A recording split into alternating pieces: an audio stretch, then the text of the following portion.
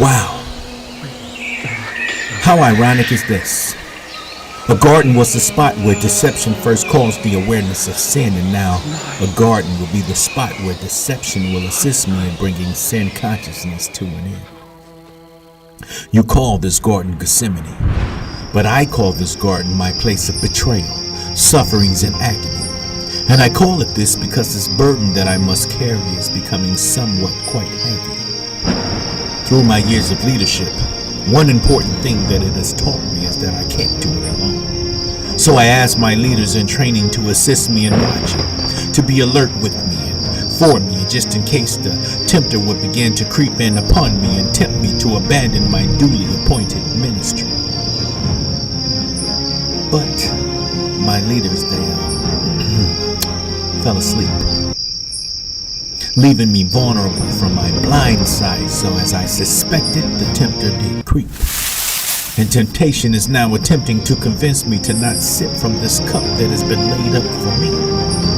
So now my mind is playing tricks on me, bringing me to ask the Father to change the steps that He has already ordered for me, asking Him to allow this portion that is to be suffered to pass away from me.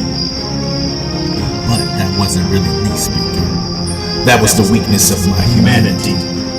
So I chased that thought with a nevertheless, not the will of my humanity, but only the will of your divinity. But that point of weakness was already written into the process. Because see, I told you before, in order to become your high priest, I must also understand you. And in order to understand you, I must also understand your infirmities when dealing with the hardships that are placed against you. And now I know firsthand, before your season of breakthrough, the enemy will attempt to come with a season of breakdown. And that's the point when he rushes in an attempt to weaken you. So now, through experience, I am now programmed to know the right timing to deliver unto you my spirit of might to strengthen you, so that you can be encouraged and strengthened to continue going on through. Yes, it is indeed true. Wisdom does bring sorrow, but it's very hard to swallow that your so-called presented friend is really your betraying enemy.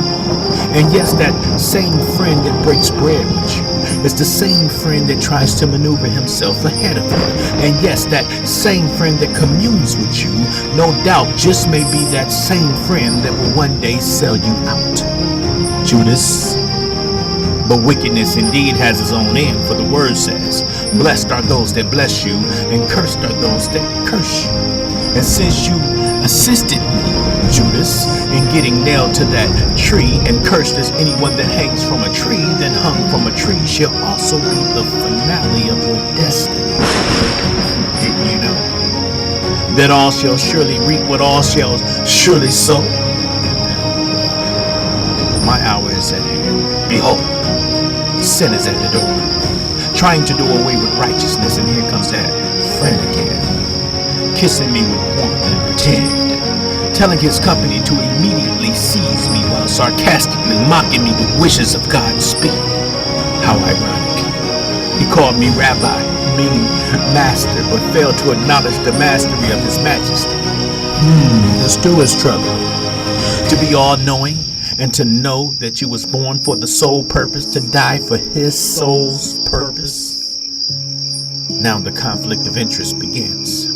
See, no man can take my life, so I have to surrender it. And yes, I do have the power to call forth at least 1,000 angels at my command to protect my interests, but still I am fully interested in discovering how many trees of life will grow once I plant myself as a seed into these sinful hands. I believe that I am ready to go.